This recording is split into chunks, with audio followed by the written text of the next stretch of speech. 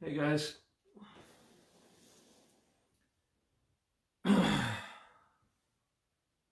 Cheers.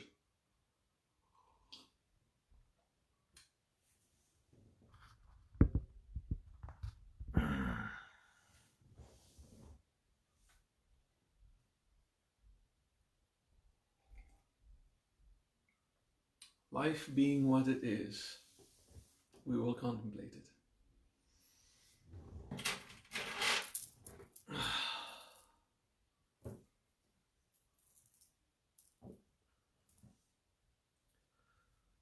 Om Mani Padme Hum, for those who know it. While everyone logs, I'm going to do Malav Om Mani Padme Hum.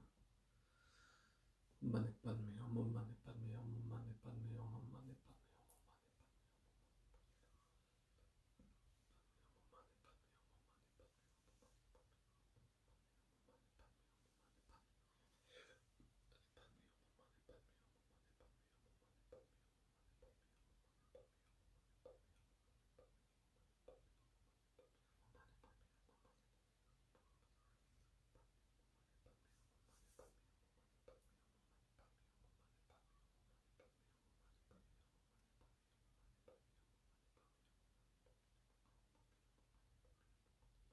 Om Mani Padme Om Mani Padme Hum, Om Mani Padme Hum, Om Mani Padme Hum, Om Mani Padme Hum, Om Mani Padme Hum, Om Mani Padme Hum, Om Mani Padme Hum, Om Mani Padme Hum.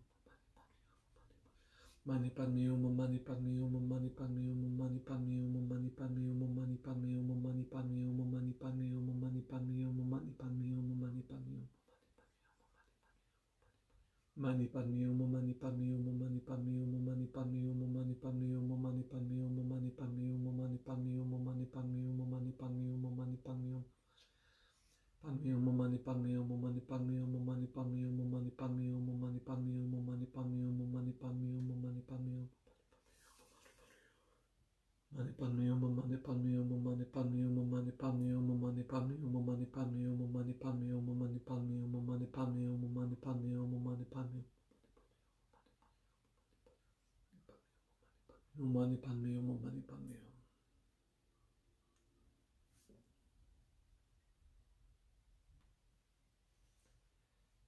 Imagine the possibility, just the possibility,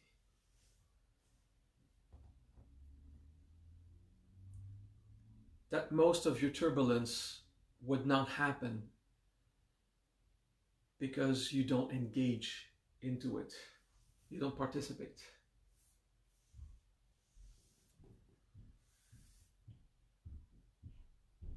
If there is something you can lose, then it's not what you really are.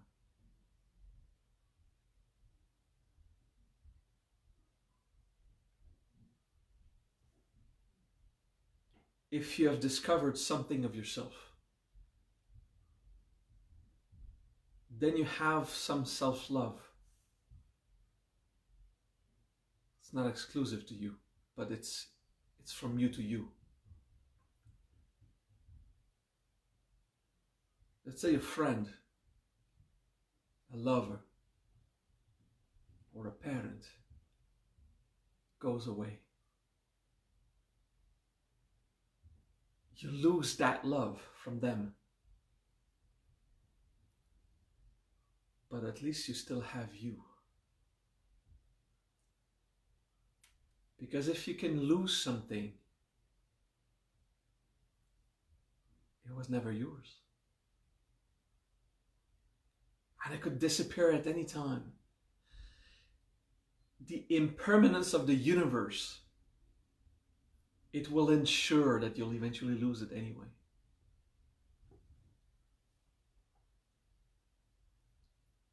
But at least you still have you, the self, the soul, the being.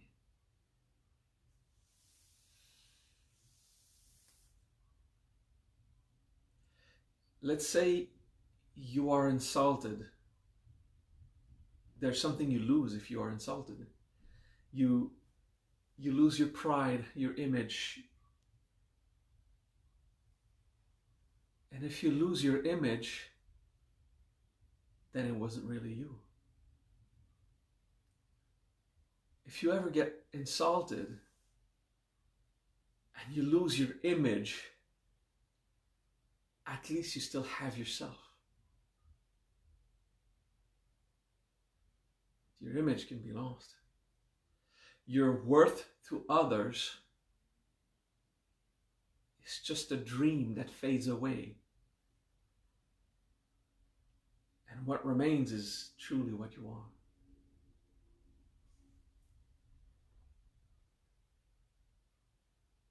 When your favorite shirt is so damaged that you can't wear it anymore, you lose it. But at least you had yourself. You still have yourself now.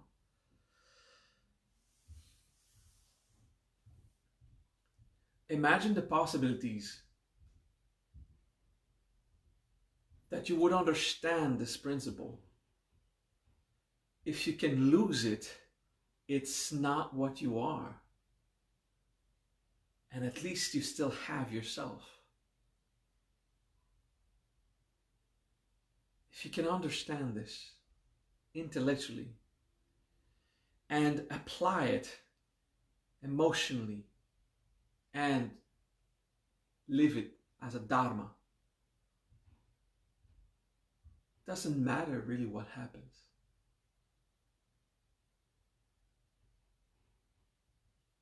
Turbulence of nature will come and get you, of course. We're in this world. It's a jungle and we're playing like monkeys. We're throwing shit at each other. It's just illusions. Some things in nature will affect you. But one day, you will lose your body to death, to nature. And if you can lose it, then it's not really you. Because when you die, at least you still have yourself. That one, I can't prove it. I don't want to try. I want to stay objective. So let's forget about this dying thing. If there's something you can lose, then it's not truly what you are. So let's take a more objective example. I hope it never happens to you, but if you lose a leg, then it's not profoundly what you are. It's something you have. You have legs. It is with this example that I lead. If you can lose any part of your body, at least you have yourself. Then the whole of your body is not your true self. It's something you have. So on the day of your death, yeah, that example made more sense. It's just a proof, a concept, that on the day of your death, at least you'll have yourself. If you found a bit of it, if you found a bit of yourself, then you have that. That true self cannot go away.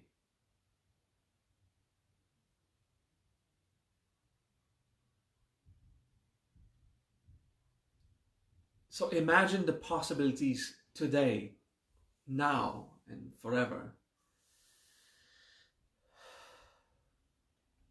That you would rejoice in gratitude for every opportunity you have to feel joy, love, emancipation, to enjoy life without ever taking for granted that this joy will remain if it comes from the outside. If you could be in gratitude for every chance you have to emancipate yourself, with the attitude of losing everything anyway, or never considered all of this was yours. Because if you can lose it, it's not yours. The proof is it's not going to be yours later. It was not yours before. It's still not yours now. Whatever you believe you own, your things, your relationships, your identity, your own human. You didn't have it before you had it. You will not have it after. So all of these things, you still don't have them now. It's not truly what you are. And if you can lose it, then you already don't own it. Rejoice with gratitude of every opportunity you have to emancipate yourself. And know and feel you still don't have it as a property. But at least you have yourself. That you have.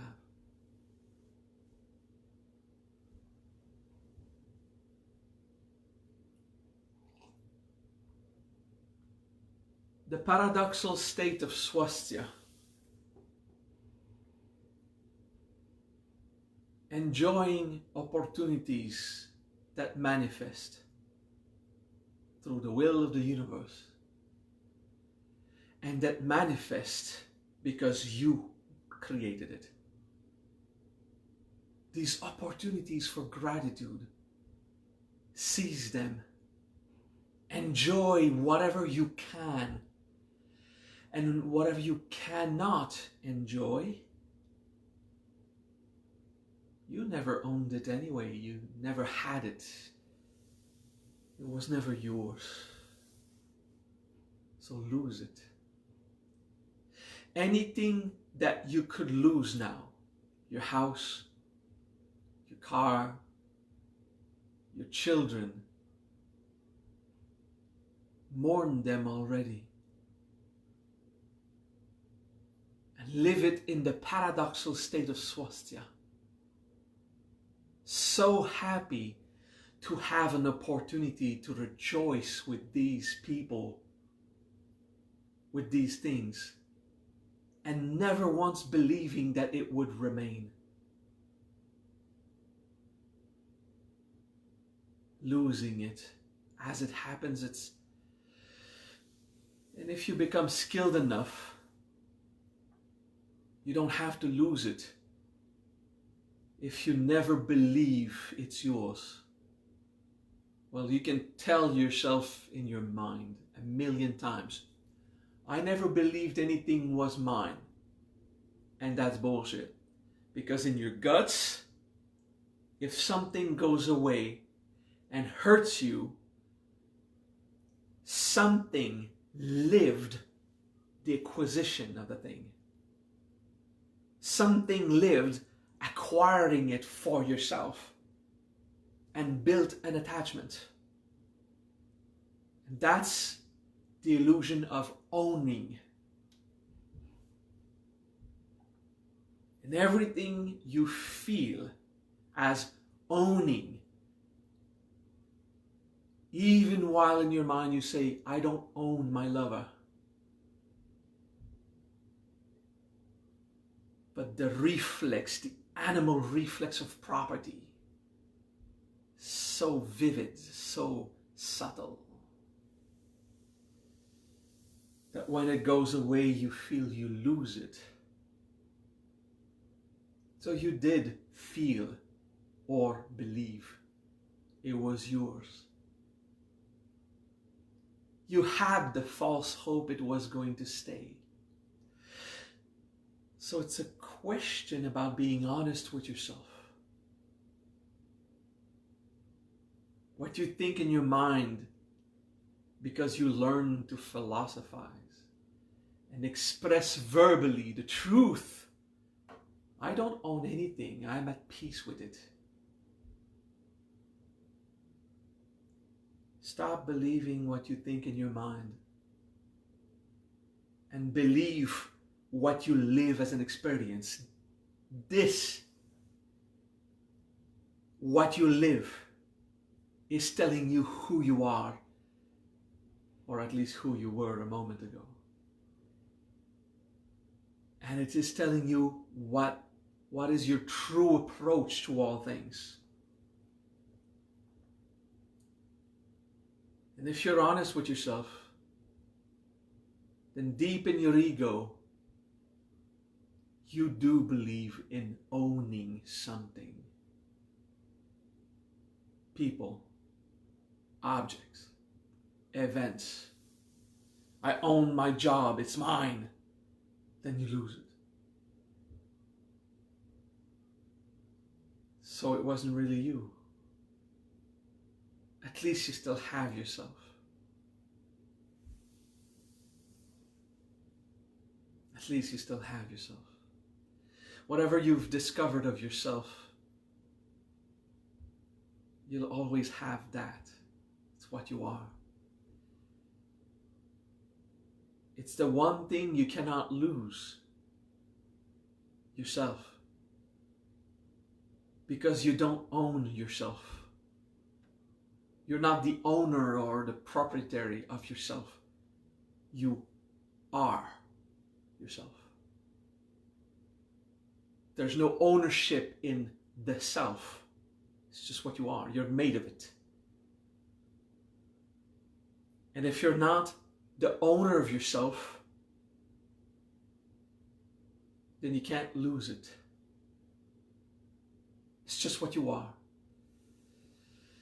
You can only lose things that you imagined were yours. And your deep feelings are telling you how possessive you are.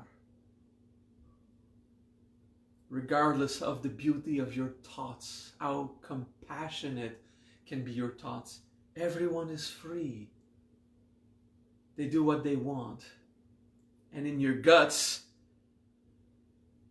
why am I feeling so much mourning and detachment? Be honest. You did believe that this or that was yours. Him or her was yours. Because when they went away, it hurt.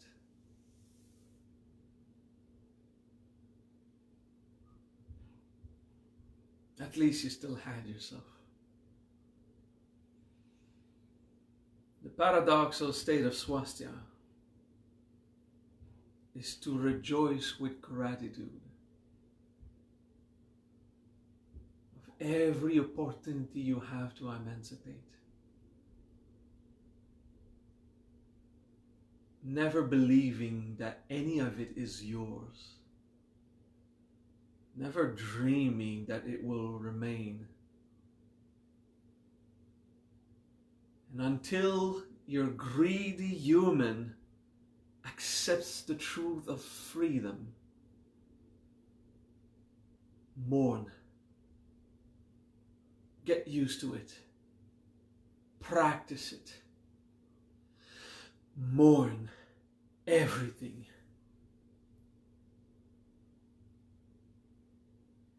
It's a paradox because at the same time, you're grateful for having it, for enjoying it.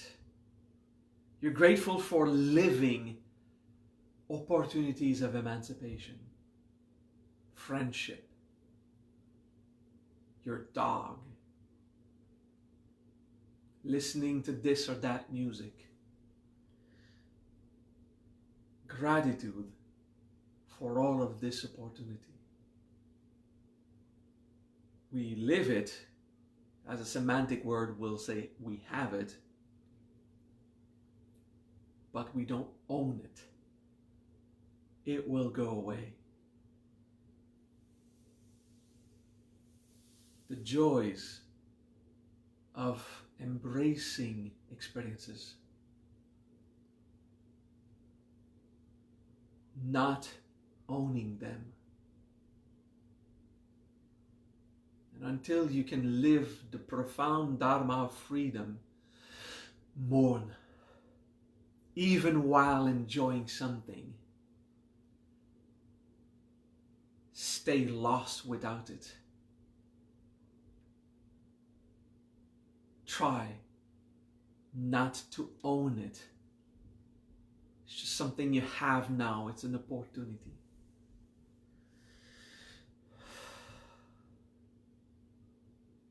It's very hard to cultivate. First, you understand in your mind, intellectually.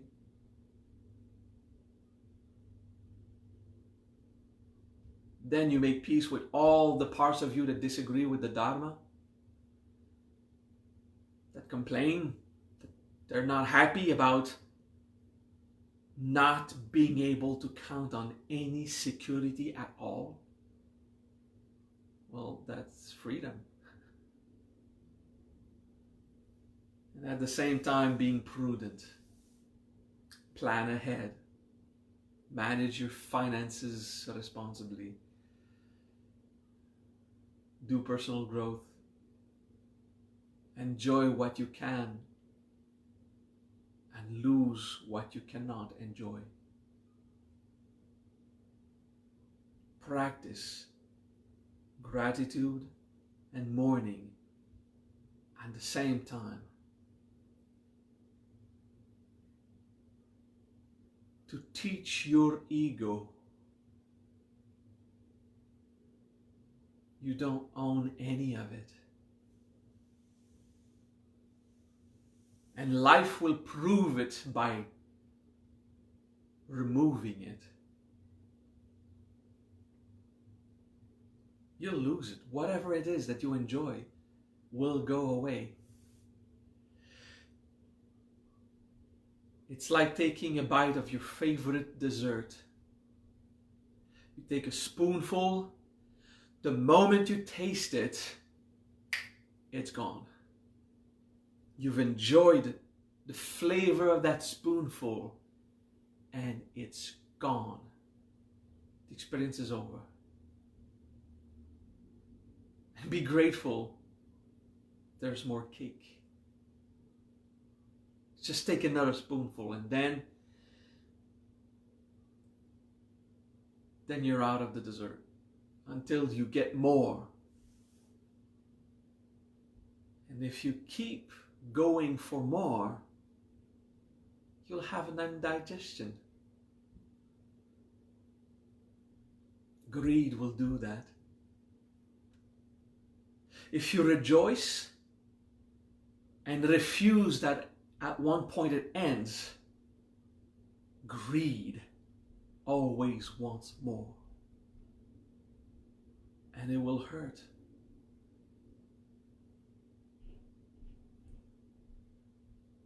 Imagine the possibilities. If you could be in gratitude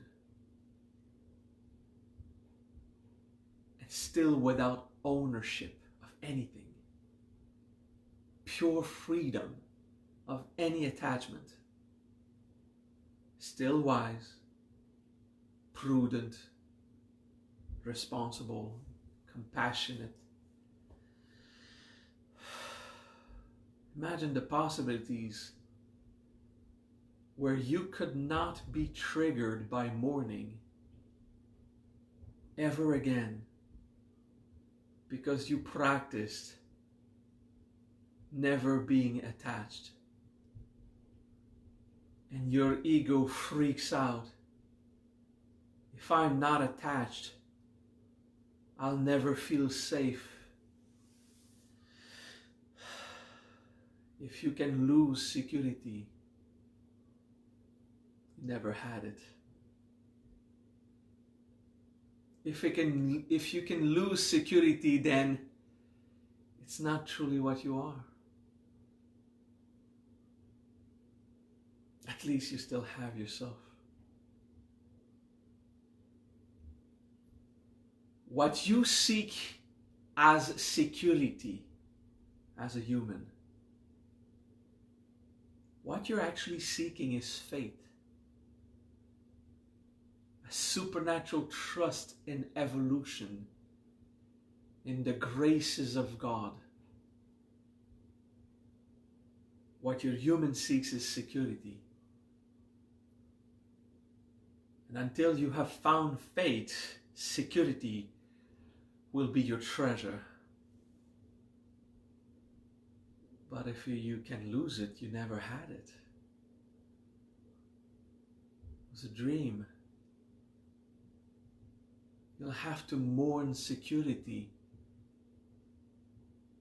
to truly find faith.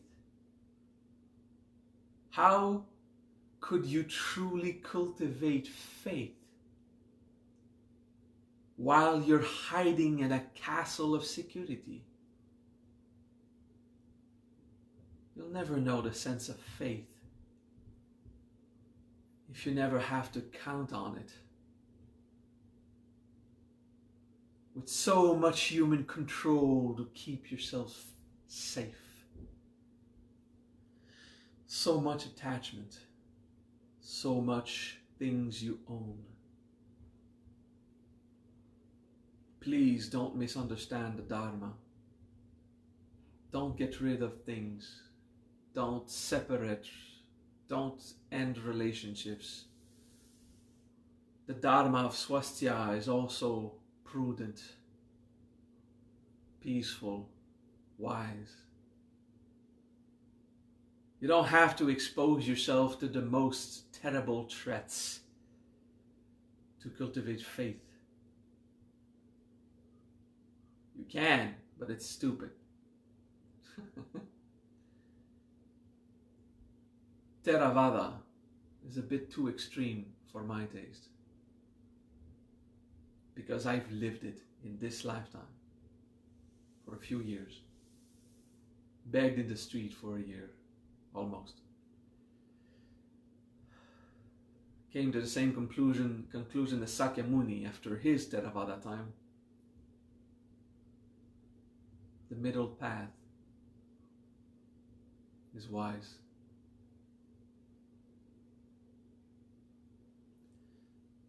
This parenthesis about prudence being said. Imagine the possibilities of having gratitude for every chance you have to feel joy. Pay attention to yourself now, inside. And have no security that it will remain. And the only option is faith.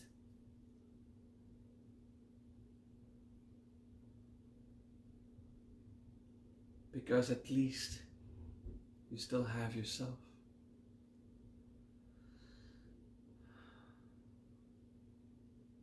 At least you still have yourself.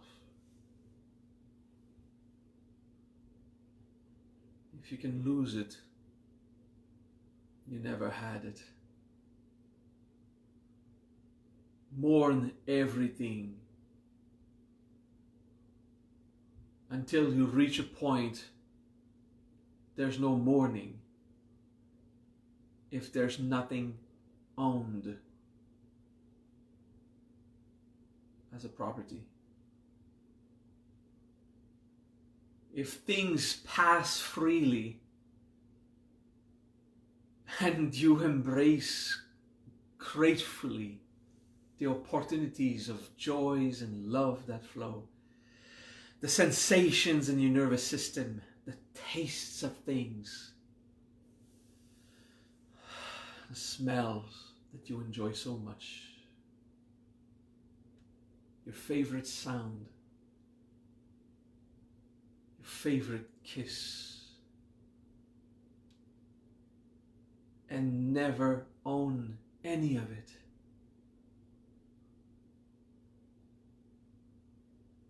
Because you still have yourself. Whatever happens, you still have yourself. In this paradoxal state of swasthya, the possibilities of never being triggered except by basic natural stimuli, hitting your toe on the table, never owning anything, not being able to count on anyone, and still being grateful that most of them, they're still there to collaborate, not count on, but collaborate. This is semantics. We use words. There are people you count on. It's okay. It's a way of speaking. It's prudent to know who you can count on. But that too will go away. Them too will go away. At least you still have yourself.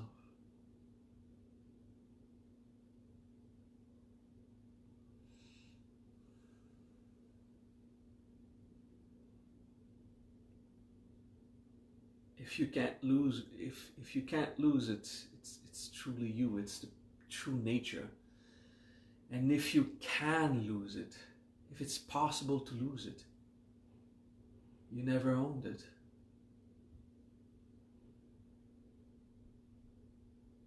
How lost will you be when you see freedom for what it is?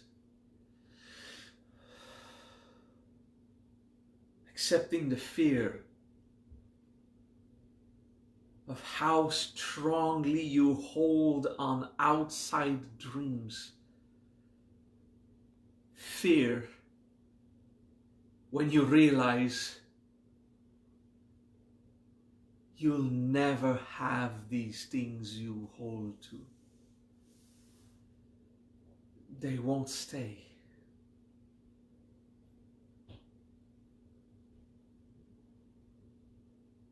The loss, the humility required to embrace it, a deep visantara, a contemplation, grateful for the opportunities, with no security in any sense. And the only thing you can count on is faith in its true sense. At least you still have yourself.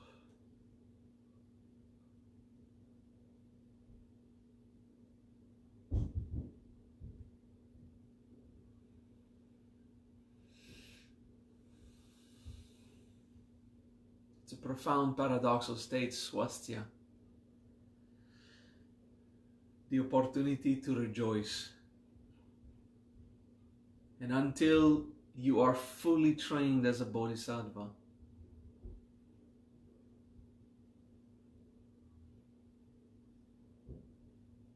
mourn. The bodhisattva, not word for word, but as it is expressed in the Diamond Sutra,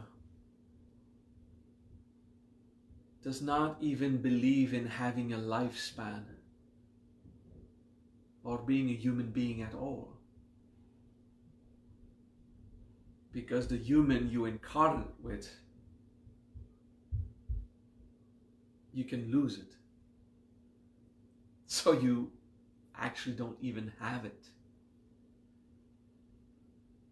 It is with gratitude that you embrace incarnation, so happy that nature gives you that opportunity to be here.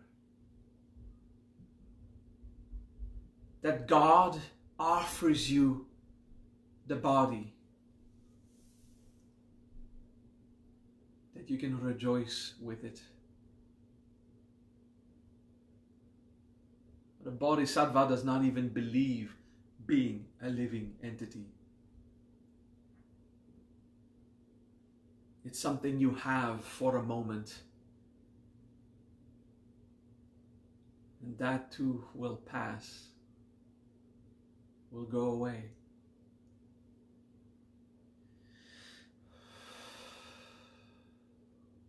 It is prudent to care for the body. It is self-love.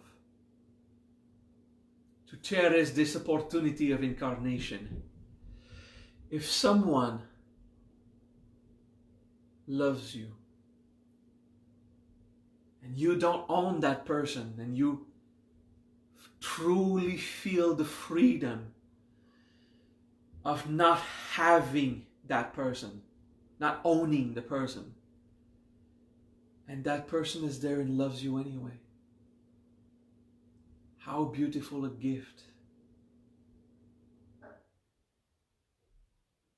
If you own someone and you receive the love out of security, attachment, control systems that reassures you that this person will always be there, how is the love genuine if they are forced to give it? How can this be true? How can it be a gift if that love is forced on you by your securities? How can it be true love if it is not freely given, but imposed by control?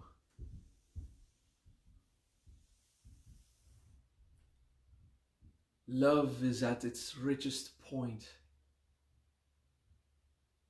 when you can't count on it. Just be grateful that it is there. Lost. As long as you still believe in owning, mourn. And be grateful that this person is still there, freely offering the love they can, because they can. You can enjoy it. You can love back. It's wonderful.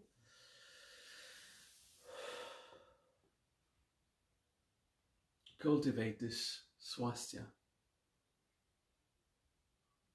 Because when that love goes away, at least you still have yourself.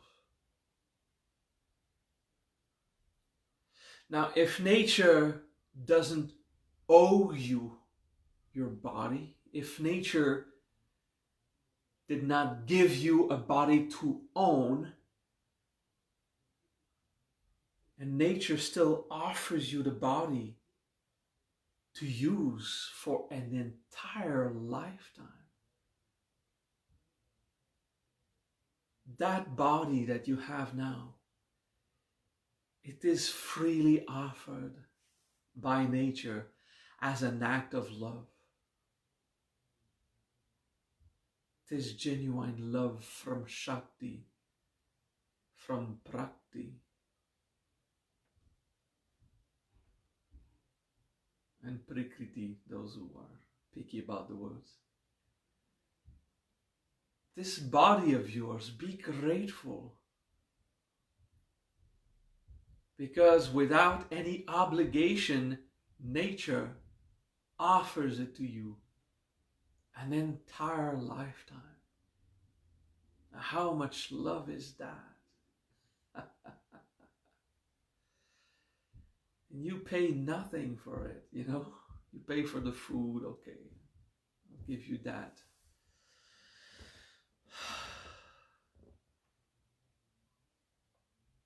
Nature cares to allow you to enjoy your body while it could take it away at any moment. Be grateful for this body, responsible, caring, Rejoice of the opportunity to feel joy and love in the body, to stimulate your senses, to feel your flesh and someone else's, to dance with your friends, to hug your children, to pet your dog and your cat, to make love, to eat another spoonful of cake,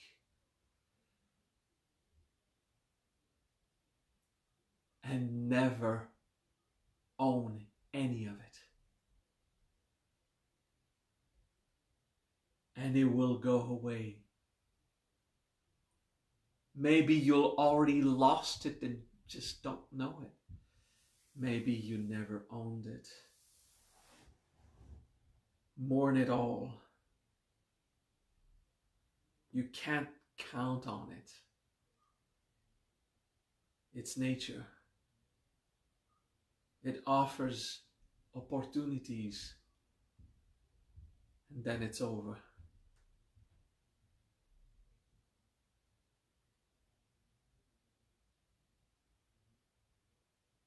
But at least you still have yourself.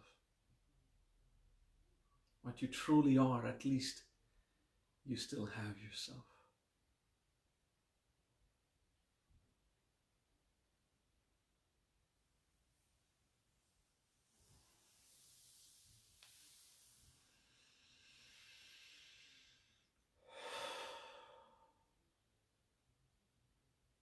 Swasthya.